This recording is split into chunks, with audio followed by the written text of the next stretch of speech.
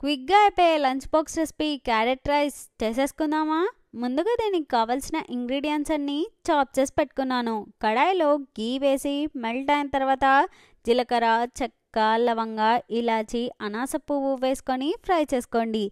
జీడిపప్పు, పచ్చిమిర్చి, గార్లిక్, కరివేపాకు కూడా వేసి ఫ్రై చేసుకోండి. సన్నగా కట్ చేసుకున్న ఆనియన్స్ని కూడా వేసి ఆనియన్స్ మెత్తబడేంత వరకు వెయిట్ చేయండి.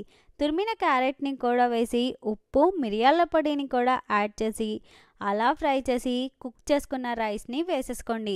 నేనైతే బాస్మతి రైస్ యూస్ చేసుకున్నాను. మీరు కావాలంటే నార్మల్ రైస్నైనా యూస్ చేసుకోవచ్చు.